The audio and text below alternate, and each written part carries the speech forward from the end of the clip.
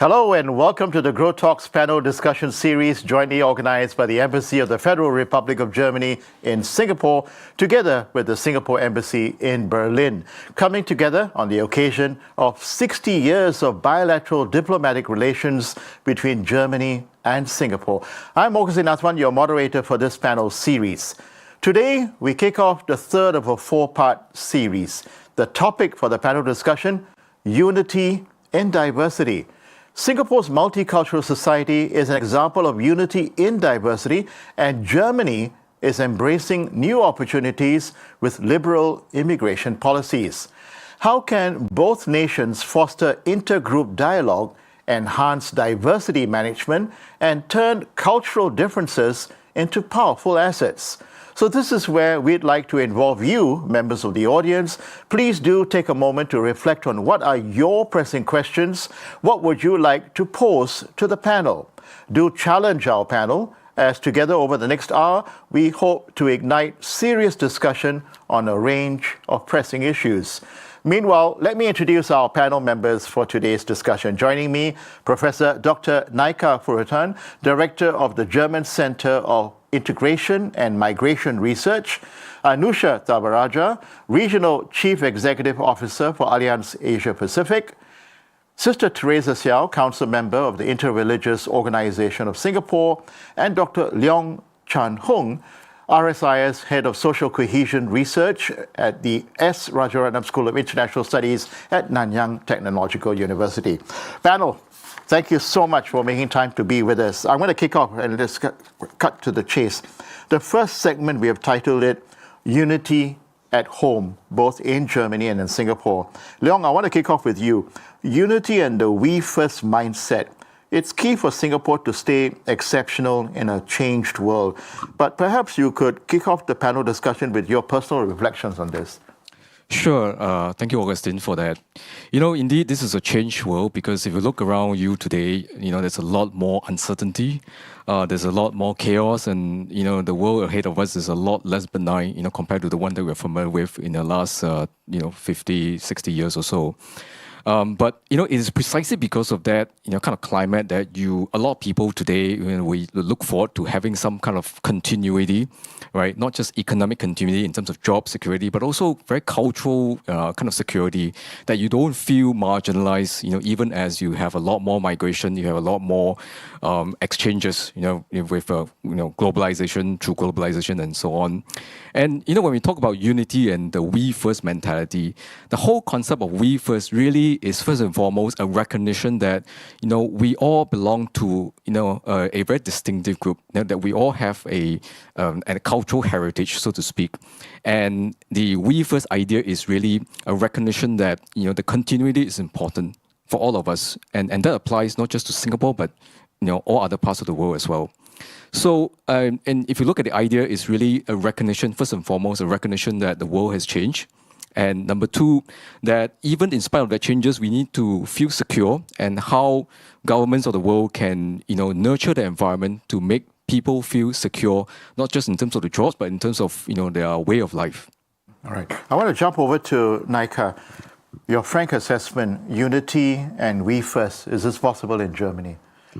Well, actually, Germany has changed tremendously in the last decade. Since 2015 and 16, with the huge refugee crisis, people coming mainly from the Middle East, from Syria, Iraq, Afghanistan, but also from Eritrea and Iran.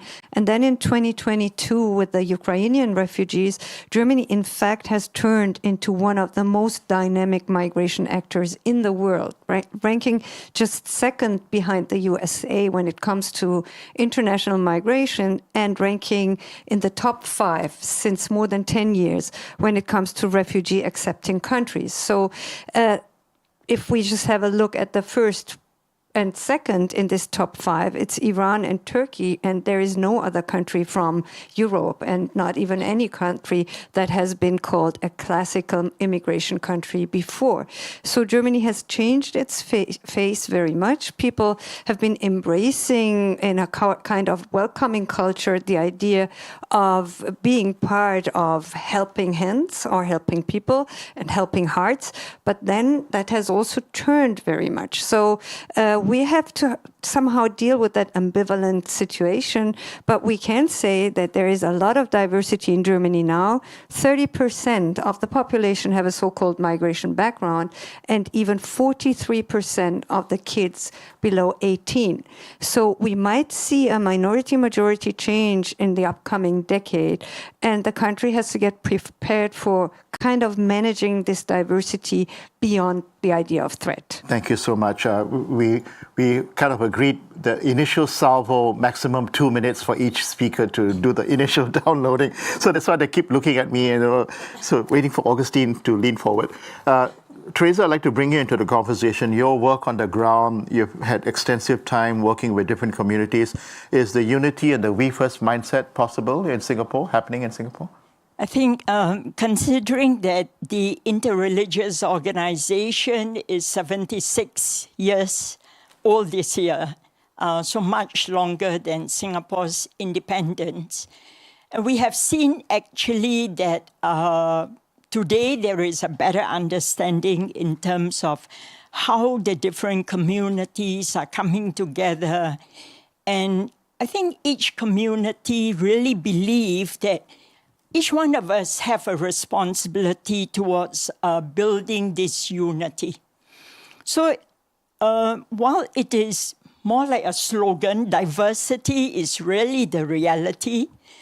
But with 76 years, I think we can say that we are getting there. If I'm to say that we have reached, we have not. Because people are so different. We're not just talking about religions or cultures coming together. We're talking about people coming together from different faiths, different cultures. So how do we keep building this understanding, unity, harmony among ourselves? Thank you. Thank you, Teresa. Yeah, certainly a lot of interesting points speakers have raised. And let's quickly bring in Anusha into the conversation. Major international organization, diverse workforce. How do you see that unfolding where you are? I am Malaysian of Sri Lankan ethnic origins, working in the number one global insurance company, which is a German company, Allianz. And I'd like to say that we're extremely proud to be part of this organization, and we're in the business of insurance. The doctor just said that security is what people look for in today's world. It's a completely uncertain world, and when you peel out this uncertainty in the world today, what we are facing is risk. Now, when you think unity is not really about processes, it's not about structure, but it's about bringing people together with a common sense of belonging, a common sense of meaning. And what we have done together in Allianz, not just globally, but here in Asia, and that we've promoted is our sense of purpose. The purpose of Allianz is to secure your future.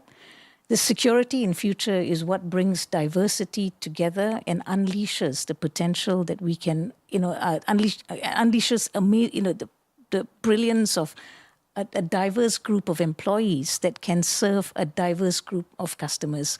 Today, Allianz has 166,000 customers in 166,000 employees worldwide. 72 different nationalities. And in Asia, in Singapore, we have 813 employees, 33 different nationalities. And for me, that is what translates to potential success and bringing the meaning of insurance into supporting an uncertain world that we live in. I'm just smiling because I'm just trying to imagine when you make a speech to all your entire workforce, which sport do you pick? Do you pick one sport and then the rest of the community might be upset? Anyway, we'll delve into this. So thank you so much, panel. I think for the audience, it's nice to hear your initial downloading. So what are you bringing to the table? Some very interesting data and numbers. I want to go to Teresa. As technology and AI reshapes society and is an ongoing process, it came up even in the first two panel discussions of Grow Talks. How can Singapore stay united when people live and think increasingly in digital bubbles? So that's the challenge. I think even in recent years, when we do have young people, for example, being self-radicalized, it's all on the digital platform. So for us, we're not just talking about the physical space anymore.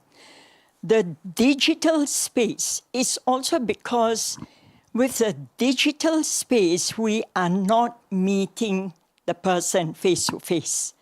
I think when we are talking about unity, diversity, in this age and time, we have to make the extra effort to bring people together. So on the digital platform, it is very important for the people today who depends much on the digital world to ask questions like, who said this? Where's the source coming from? Anything missing? Are this what we call gospel truth?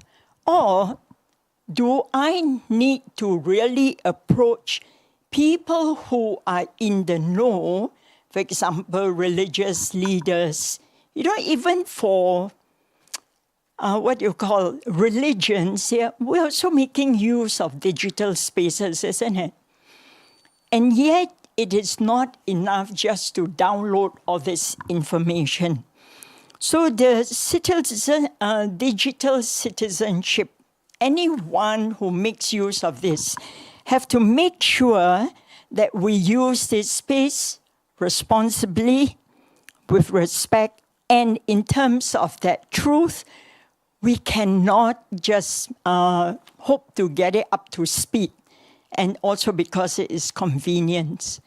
I think we need both, not just the digital, but also getting out there to meet the right people. Very nicely put, Teresa, and I'm so glad you brought up the physical and the digital world as well, and this whole concept of what digital citizenship is about. I want to bring Nika into the conversation. Nika, feel free to add on to what Teresa has said, but for you in particular, Singapore is working, and then we have Singaporeans here who can add on to the conversation on the national identity.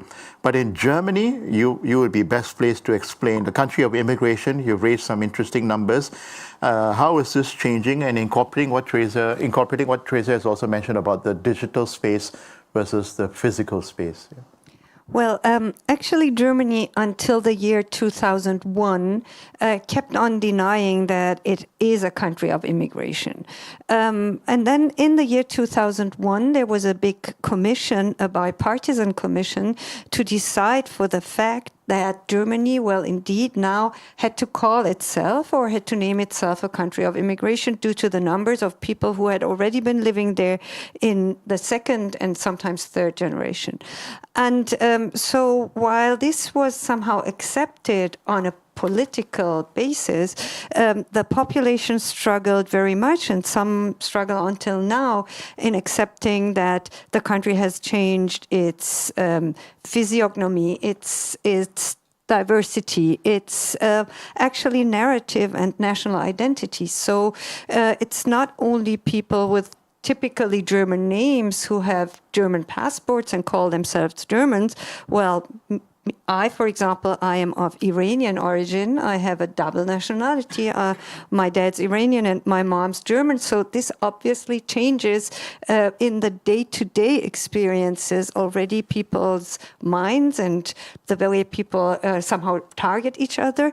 So while coming into terms of being a country of immigration took quite a long time, I already mentioned that then there was a very speedy movement that started in 2015, and it's ongoing. And Germany, in fact, in a very short amount of time, not only acknowledged to be a country of immigration, but became a country of receiving a lot of refugees and discussing and arguing strongly about the fact of who is it who belongs to Germany.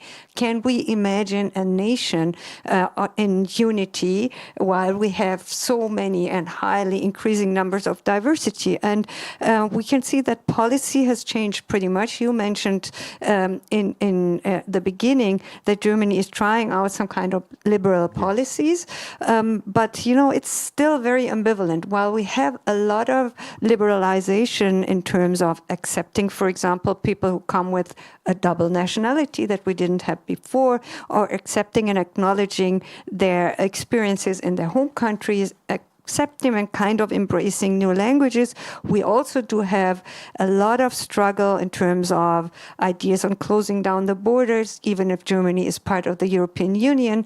So this ambivalent moment is something the country is struggling with, and I can also talk about that later. We will. But I'm glad you raised a very important point that Germany reached a point where it's acknowledging itself as a country of immigration, but sounds like it's work in progress in terms of the direction it takes.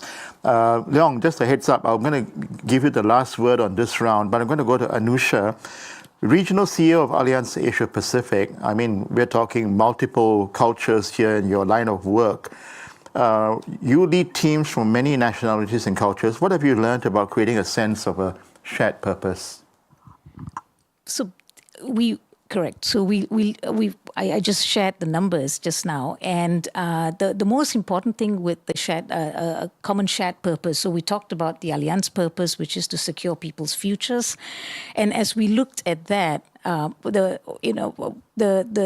whole rally that we had with our teams was to ask them, what do you do every day?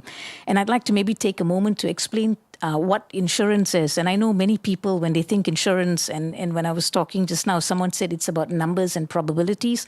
It's not about numbers, it's not about probabilities. If you take a step back and ask yourself every day, if you look at your neighbors and ask, if someone's driving a car and something happens with a car accident, if someone has a health insurance problems, the reality is today in Asia, the affluence is increasing, medical cost inflation is increasing, cost of living is going up, and what we call the protection gap. So the amount of money that you need to be able to continue to live your life and ensure that your families are able to live their dreams is an amount of money. But if something were to happen to the breadwinner, then there is a protection gap that needs to be filled.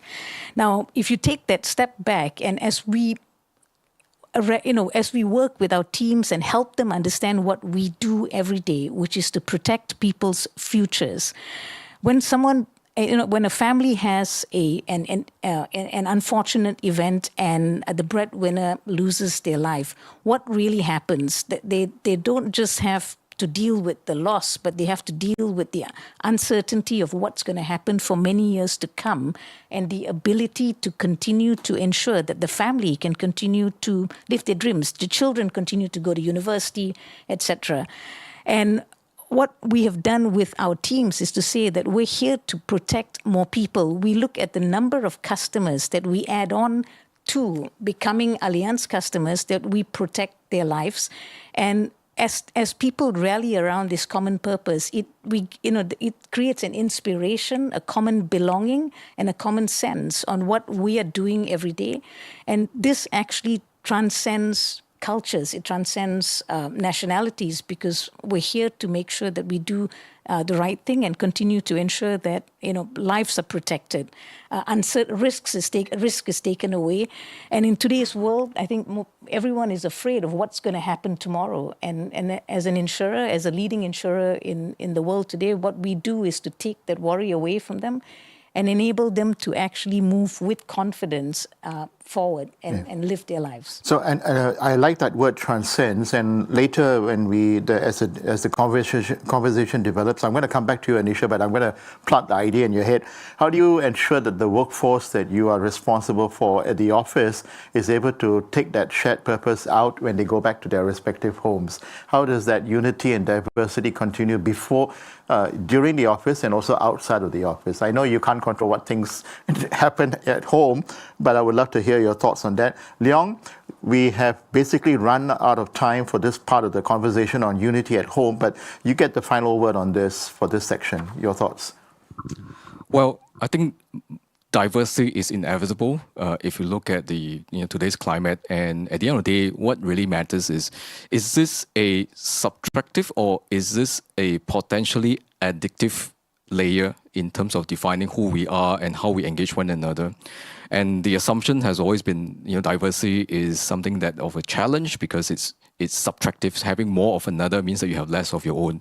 And I think if you look at what happened in the last 30, 40, 50 years, and that may not necessarily have to be the case, right? That it can be addictive. It can be one that complements, that reinforces the strength of a community, a society.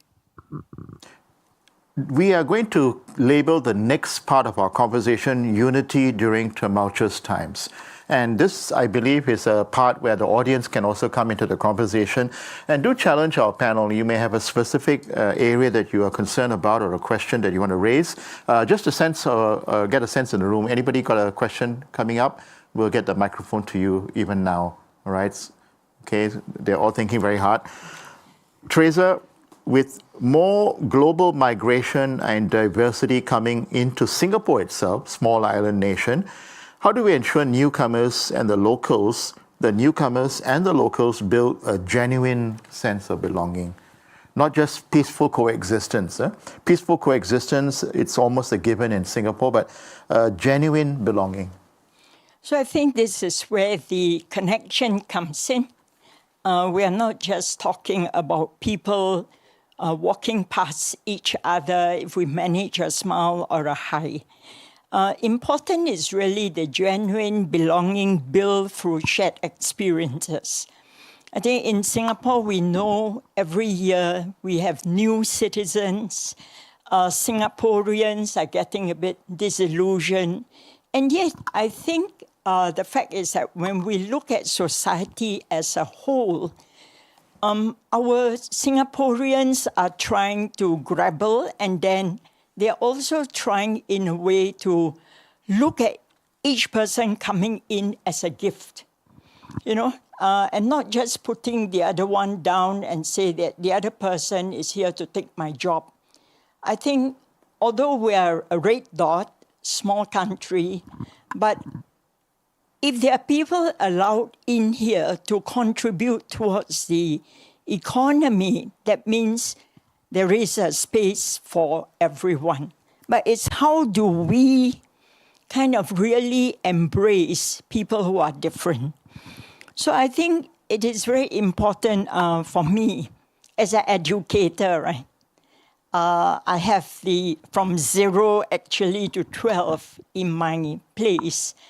So Canossa Catholic consciously build a culture whereby we help our young embrace differences, not just in terms of cultures, religions, but even in terms of the needs of the children. We are actually a school whereby we fully integrate children with hearing loss. Then, of course, there are also some with other needs. My thing is teaching the young to embrace that their friends are different from them. And in that way, I have also seen the way that parents are also beginning to embrace that diversity. So it's not just a matter of people are different. And we do have also sometimes children coming from other countries into the school. So when we meet, especially the adults, I think we need to keep reinforcing that all of us are human beings. We need to look beyond the color of our skin, the language, the cultures, the creed and all. But the fact is that we are all human, and we need to look at, in Christian language, we say, the other person as my brother and as my sister. Can I just come in here, Teresa? Thank you so much for sharing the work that you do in the schools with the children and starting young with the children. I'm going to bring Anusha into the conversation. And I like your quote, look at each person coming in as a gift. Looking at each person coming in as a gift. That would be also a nice segue to Anusha. In a world of constant disruption and polarization, what role does inclusive leadership play for you in maintaining unity within the organization and the various communities? Thank you, Augustine. And actually, maybe if I just want to cite something that Teresa said, and you talked about children and how do we make people realize that they are human beings? And I was telling a story to one of my staff when my son was a young kid, and there was another young girl who spoke to him, and she was of Indian origin, and we're Indian origin as well. And I said to him, I said, she's speak to her, you're Indian. And he said, no, I'm not Indian, I'm English. And I said, I beg your pardon? I said, no. And he said, no, I speak English, right? So I'm English. And actually, if you take the lens of a child, it's the purest form of what we'd like the world to look like. I think we should have a Grow Talks with children on With the panel. I think we should. Bring the great thing about on. children is that they have no filters. They just speak their mind. Absolutely. Yeah, but carry on. And so on that note, just coming into Allianz, the word Allianz in German, in English, it means alliance or unity.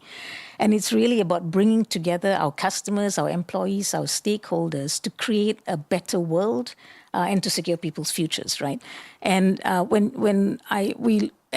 an organization for over a decade, our culture has been anchored on something we call inclusive meritocracy. So inclusivity is really about our people, and meritocracy. This is the DNA in your organization. It's the DNA in our organization. So inclusivity is our people, and meritocracy is really about performance. And as and another aspect that I think is very important is trust and respect. And there was a study done by an organization, a management consultancy organization, where I think the finding was that societies trust businesses more than they trust governments. And on that note, it's absolutely critical businesses like ours, our leaders, lead and demonstrate the inclusive culture that supports people development, and this will support society as we really break through the whole concerns that surround diversity. And I think as you look through many organizations, and there's many data points to prove this, diversity not only has proven to be to result in better performance, but it also actually drives innovation and it drives resilience. And so coming to something that Nadia said about, that Germany is becoming more diverse and people are not sure what this will lead to. If you ask me to look 10 years forward, I think it will lead to immense performance, immense innovation, and greater resilience, because that is what the potential of diversity can lead to. And we've seen it demonstrated in the performance of our organization, Allianz, both globally and in Asia. And today, Allianz actually is the number one. Allianz Group is actually number one in the German diversity index. Which really proves that it's not just talk, but it's action that's actually resulted in the right outcomes for the organization. I'm smiling because in the first two Grow Talks, one key theme came up was less talk, more walk. Yeah, it came up in the other panel discussion, so it's very good. And thank you so much for unpacking the work that you do at Allianz. I want to bring Nika into the conversation. And I can see the thread flowing as a nice segue.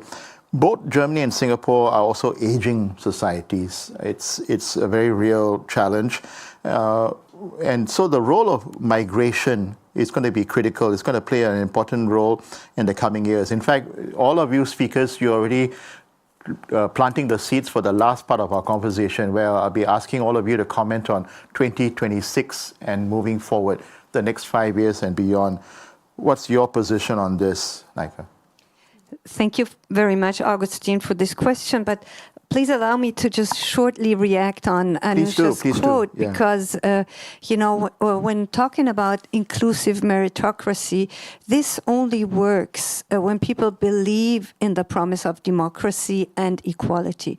And if this doesn't work, and actually as head of the German Center on Migration and Integration in Germany, we survey the National Discrimination and Racism Monitor for the German government, and we look a lot into racism and how this somehow leads to people not trusting democracy and the promise of equality anymore. And the meritocratic idea within the past years has somehow turned to be for a lot of people, something they do not believe in anymore. Because, like colleagues of mine, to just illustrate it, they did a big survey where they handed in to teachers different exams, which were like the very same exams, but only the names were different. And the names were once Murat, which is a Muslim name, and Max, which is a German name.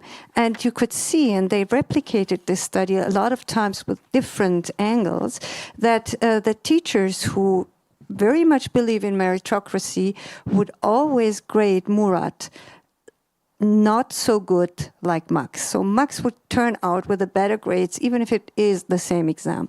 And we have that also with workfare, workplaces. We have that with treatments in the healthcare. And we can show very clearly that there is a case of structural racism that doesn't treat people equal.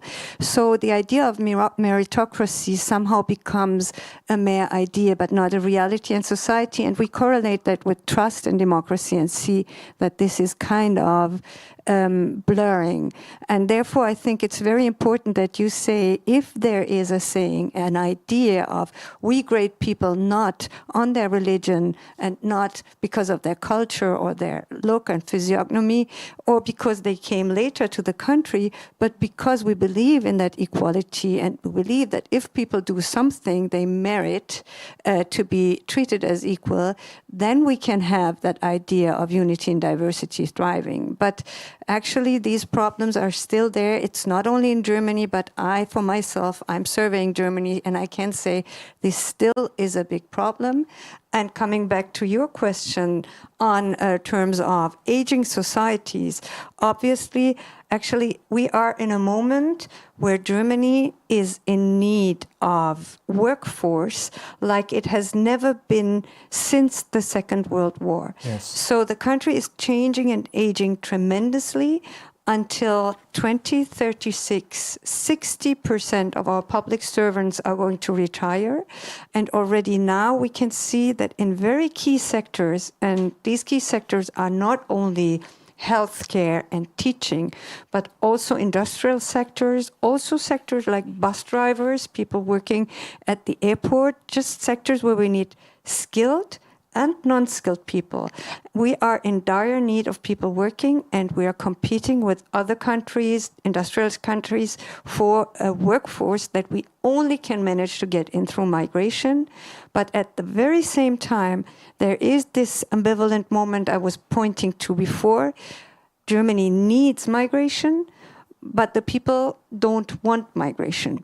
The people, if I say, I'm overgeneralizing, but the anti-immigrant party is now the one with the highest numbers if we go into surveys. If we would have elections this next Sunday, they might have the highest gains. So we have to somehow tell the people what you were mentioning, what Syria was mentioning, what my colleague Leong was mentioning, that there is power in diversity, and that even if people fear these moments, we only can go that way together. I think it's a perfect segue to Leong. You know, I'm going to ask you about the strong man or strong woman as the leader that inspires confidence. And Naika just raised a perfect point. It's a nice segue to you. But to cut to the point, because we've reached the midpoint of our conversation, and I do want to bring the audience into the discussion. Apart from what we had planned to discuss, listening to your panel speakers, true inclusive meritocracy, it's there on paper, difficult to execute, right? I love this point about Murat and Max, and definitely Singapore is a super aged society. We have won that accolade, and we have to now manage. What's the way forward then during this tumultuous time, Leong? I think if you look at the different sources of evidence, what is clear is you do have the factual, right? Whether it's in need of, or larger immigrant population, or the needs of the labor force, and how do you address the population decline, or there is the other angle, which is the sentiment part, the emotional part. I think when we look at multiculturalism, when we look at diversity, it's always the contest between the two, the factual versus the emotive. And what you realize, again, through research, a lot of times the reaction, the feedback and how you see migrations and whatnot, a lot of that tends to be more emotionally driven rather than factually, driven. And this is the reason why, I think, going back very quickly, why strong leaders are preferred, because they appeal to the emotional part, the affective part. And I think when we take one step back and we look at all of these challenges that we face today, the question then is, how can you engender the confidence in the way of life, right? What you have currently in those societies. How can you inspire confidence in people that, in spite of all that changes, the way of life, the values, the heritage will going to be preserved. And this is a challenging part, whether it's about aging, whether it's about migration, about races, and so on. And I think this is perhaps a good time for all of us, be that in Germany or Singapore or any other democracies and cultures, to take one step back and reflect, how can, whether policymakers or communities in general, inspire confidence in ourselves. That at the end of the day, it's not a zero sum. Having more differences doesn't mean it's going to erode what we have economically and, more importantly, culturally and the way of life. All right. Audience, we've reached the midpoint. In fact, we have far exceeded the time. But just to give you a heads up, one of the important things about the Grow Talk series is we also want to come up with some possible solutions. And we will do our level best to help end this in a hopeful note in the conversation. So can I take a question from the floor? Does anyone have a pressing question? Yes, there's two hands on this side. Yeah. Good day. My name is Edward. I'm from the German Embassy. Thank you very much for the good points. My question would be dealing with taking a step back and talking about communication in regards of diversity and unity, identity, migration. To me, all of these words are, a lot of people are so emotional about them that it's barely possible to have a civilized debate in the way it may be possible to have a debate about unemployment or innovation or other topics. And it will be my question to the whole of the panel: what can we as government, as policymakers, do to facilitate a good debate on this topic so we come forward with some solutions? Thank you. Can we take the second question as well? Excellent question, Edward. Can we take the second one as well? Yeah. Good evening. I'm Asma Jakite. I'm heading the Goethe Institute here in Singapore. So we deal with intercultural dialogue on a daily basis. And if I were to compare, it's actually something that we are doing in our work on a daily basis. We compare culture in Singapore and culture-related topics in Germany. And if I were to compare those two, I would say diversity is a matter of ongoing negotiations in Germany. Something that in Germany is always discussed against the backdrop of integration, I would say, which can be described as a process of reconciling culture towards a more homogeneous identity, while in Singapore, diversity is a foundational structure of Singaporean identity. And I would say diversity in Singapore can be described as a project that has been orchestrated by the state, administered by the state in education, in culture and identity. And I'm wondering, and this question goes specifically to Prof. Naika, is this something that could work for Germany? Should diversity be more administered and state orchestrated? Perfect question. Thank you so much, Asma, and earlier, Edward. Two very important questions, panel. I leave it to you respond accordingly. But I do have a very good question for Naika. Yes, it's a fact. Singapore, it's the ethnic integration policy in housing. It's no state secret. It's been there for a long time. It ensures that we do not have racial enclaves, right? So Asma's question is very important, but are these guidelines, policies, the engineering of social cohesion, if we were to put it that way, possible back in Germany as well? Or what lessons you hope you could bring back home for your country? Thank you very much for this question, Asma.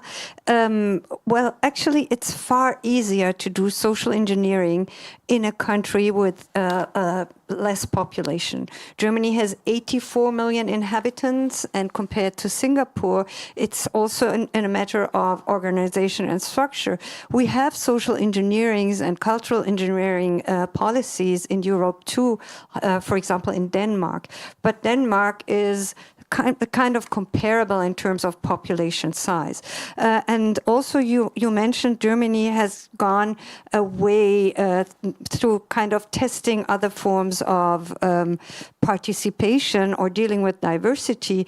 I already mentioned that it was kind of denying for a long time that it had in fact turned into a country of immigration, and the specific moment or the specific policies that were guiding Germany through kind of nearly 50 years were the idea of assimilation, so that people would come, they would embrace that what was imagined as being truly German or genuinely German or authentically German. And so their idea, their culture, their language, their religion would somehow vanish and was never kind of embraced or appreciated as something that could turn Germany into a kind of new Germanness, but that would evaporate on the long run.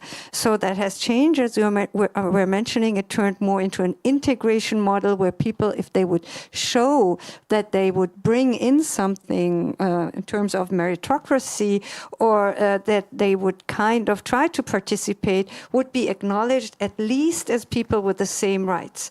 We actually never really passed the moment where these people were seen as truly being German. And this is like they were good citizens or appreciated as people, as neighbors or something, but not as Germans. And this has somehow changed a little bit in the last decade, but because a lot of immigrant people called out for that in the second and third generation and just actually tried to formulate a new German we, which is based on more diversity. But to be honest, the country is still struggling with this German we. As I said before, and as a matter of fact, there is a lot of protest against it, especially coming from the right-wing and anti-immigrant parties. And I mentioned that they are gaining weight. I know. And Leon, go ahead, jump in. If I may just take a stab at answering both questions at the same please do. time. Yeah. I think while Singapore and Germany are both multicultural, so to speak, by today's standard, I think we have very different cultural DNA, right? And Germany has, since Second World War, has been a relatively homogeneous society for a while. And Singapore, on the other hand, is multicultural, but it's not multicultural by choice, so to speak, right? I think when we became independent in 1965, it's actually quite a fractured society. But what really differentiates between the two of us is the fact that Singapore is a high power distance society, meaning to say that the hierarchy and the differentiation and the stratification is very sharp. And for that reason, I think a lot of the policies that you have in Singapore, like ethnic integration policies and the policy for mother tongue, right, imposing a mother tongue policy on the kids, and electoral politics, I think those are policies that work in Singapore, but maybe not likely in the case of Germany, right, or other Western liberal societies, because I think for those policies to work, I think you mentioned ethnic integration policy. These are policies that require societies, the communities to embrace, to accept a certain degree of stratification, that you accept that this is going to be different, that societies will always be kind of stratified along various tribal identities, be that race, religion, and so on. And how do you manage that? So that whole approach is somewhat different between Germany and that of Singapore, because fundamentally, I think the cultural DNA is different, and that enables those policies to work in Singapore. And going back to the first question, how do you encourage, and I think if you look at Singapore's historical narrative, civilized debate, a lot of it, I'm not sure whether you agree with me, a lot of it is centered around vulnerability. Singapore, as a small city-state, there are a lot of constraints and vulnerability that we encounter, and for better or for worse, that kind of bring different communities together, right, for Singapore, right, and we're able to address some of the larger forces at work.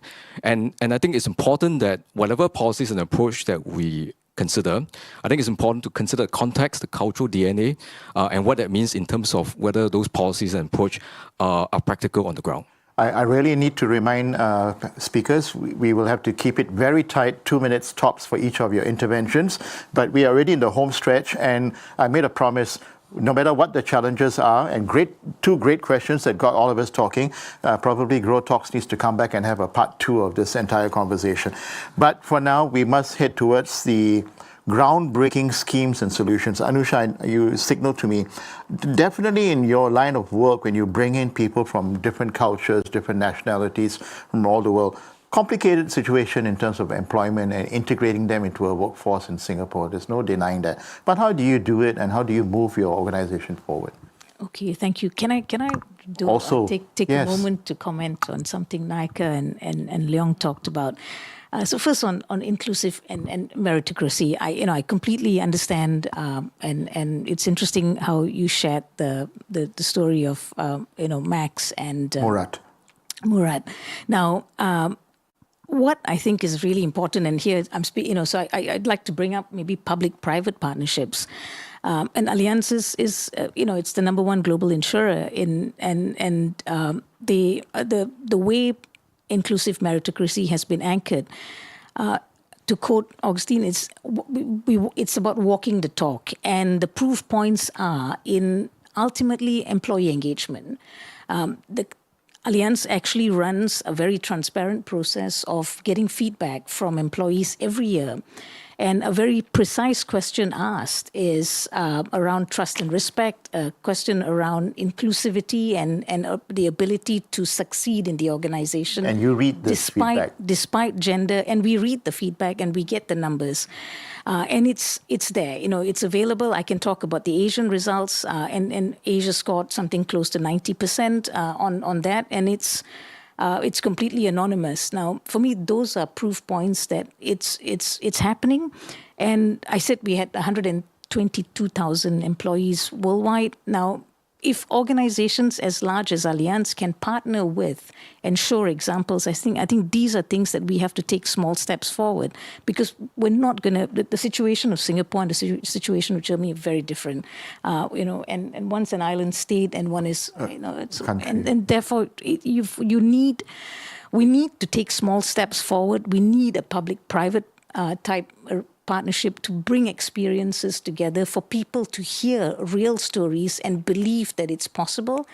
And then that takes that, it brings us one step closer to bringing success through diversity, whether it's through labor market employment or beyond. And I think that's something we need to really think about. Now, your question on how do I make it work? I think organizationally, if the organization design is set for inclusivity as its intent, then it's shaped to succeed in every aspect, from attracting talent to retaining talent, to the hiring process, and to seeing people develop and be real examples and role models that the younger generation believe, and they come in and they want to be part of the journey and to drive and make a difference in the different societies that we're present in.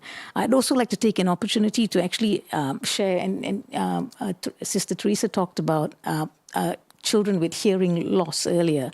Now, Allianz in Singapore, it's part of a global program. It's called Move Now. But in Singapore, what we've done with Move Now is to partner with the Singapore Disability Council. And here's, we have Allianz, 60 Allianz mentors that are paired up with children, para-athletes in Singapore, and young children, well, not children actually, so the younger generation who have disabilities, to help them transition from education to work. To the workforce. Now, this is not about a statistic to say we have 60 Allianz mentors or we're helping, 120 young talent get into employment, but it's to bring our employees closer to what's happening every day and to help them really understand the importance of diversity, the importance of making a difference in society,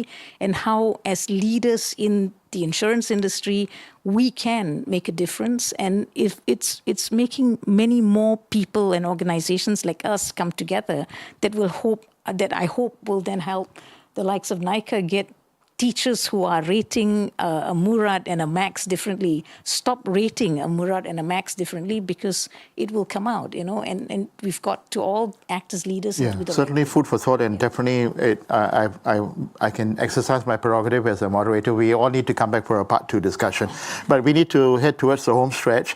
But there's no denying the fact that private sector has a major role to play. So it's wonderful to have your voice, Anusha, and the examples that you've shared with us. And that's the beauty of the Grow Talk series, because this entire conversation will be placed online. And so please do share the links and more people can hear your examples. I do want to bring Teresa into the conversation. Teresa, you've heard several concerns, but we do want to move towards the closing. Can unity and diversity remain strong when obviously you hear all the concerns, the global pressures, the economic inequality, that person taking my job, I'm getting less, my language is going to be lost, my culture will be disappearing. This polarization is going to be a test. Is it going to test Singapore's social fabric? I think when we are talking about inclusion, it has to be very intentional. Although we say that in Singapore there is social engineering, but the government constantly also have to invite different groups for dialogue. Whenever there is a policy that affects another community, there is always an ongoing dialogue. It takes a lot of moral courage for leaders to be able to say, I need to go out, reach out to the community, and likewise for the religious leaders or leaders of different communities to say, I need to learn to trust that it is really for the greater good. So all this doesn't just happen overnight. It has been so long. This year we celebrate 60 years of independence, but all these dialogues have been going on even before Singapore was a nation. The fact that the government have to keep reminding us that we were a migrant society coming from different places. So I think as long as we come together, we need to say, inclusion is important for me and I need to be intentional really about it. I give an example of one of my staff who was actually from the Philippines. He came in, he was working with another school, and then he was more with the IT sector.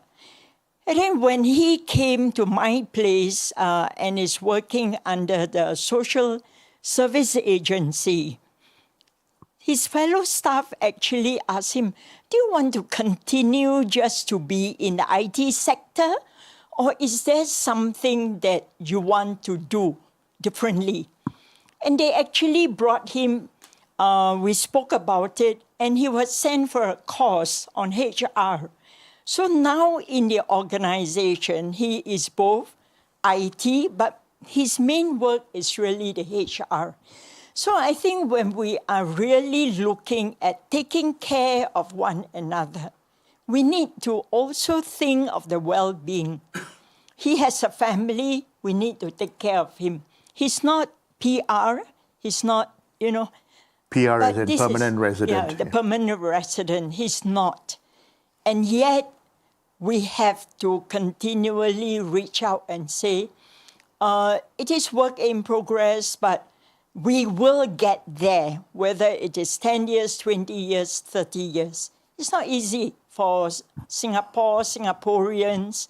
But I think where we have come to, we realize if I have in my heart that desire for it to happen, each one of us can make it happen. Begin with that small circle that I have and then grow. that need for dialogue and conversation. Thank you so much, Teresa. And I'm just going to wrap this section up. And panel, you all have exactly 1 minute each for your closing thoughts. Make it happen, and this will be the miracle in Studio 65. Studio plus 65. No, but I won't mention the name of a company, but there is a company definitely that is doing exactly the intersection between Anusha and Teresa, where the company created an entire division, like a foundation, paid salaries with all the perks, but they do specifically work for society and service, and they are on the payroll. So I definitely, there are examples out there, but I reserve comment on the name of the company. We can talk that during the break. But let's close. All four speakers have suggested a way forward for 2026. We're a couple of weeks away from embracing a new year. 2026 to 2030 is about 60 months. What are your hopes and aspirations moving forward? Kick off with you, Naika. What would you like to see? There's a lot of concern about migration, refugees, yes. Exhausted? I don't know. You know it better than anyone else in the room. But what would you like to see put in place for Germany, a country obviously you love? Well, actually, I think Germany has to remember that, in fact, it wasn't born as a homogeneous nation. Germany is a quite young nation, not even 200 years old compared to France or compared to Spain or most certainly compared to Iran. But it started as a very multicultural language. 39 countries, small countries, came together with different language, different religion, different cultures to form what we now know as Germany. It was forgotten during the time of the National Socialism, and we imagine Germany as a homogeneous nation now, which is it. And it is a nation that truly is in need of migration and competes not only with the United States and with Australia, UK, Canada, or Singapore for migrant workforce, but now that Japan and South Korea, due to their fertility rates, are also entering the migration market, Germany might compete for immigrants and look at them as a resource. We call that migrant gold. Germany will face digging for migrants. This might be the next decade, and I think the country is not prepared for that, and policymakers must remember their heritage as a multicultural nation and embrace that moment again. Beautifully said. Anusha, digitalization, AI, they're all placing huge pressures and challenges on the private sector. But despite that, can you embrace this and move the organization forward? Digitalization transformation is what people say. For me, it's human transformation. It's not digitalization transformation, because human beings created the whole digitalization process. And for real success and to really make a difference in society, for me, it's as simple as saying it should be high tech, high touch. High tech makes things faster. High touch brings trust. But as leaders in this world, as leaders sitting around the room today, we need both. We need to bring high tech to move things faster. We need to bring high touch to bring trust together. And that's what will support society to feel more safe and to move forward. And I'd like to just use the Apple iPhone as a real example, because if you think how the Apple iPhone was first introduced by Steve Jobs, it got people who are 90 years old down to, I want to say zero, but actually I've seen 1-year-old sitting on the desk with this thing in front of them. And if we can use technology in that manner and bring everyone along with us, we will get success. We cannot leave anyone behind. Thank you so much. Sister Teresa. Yeah.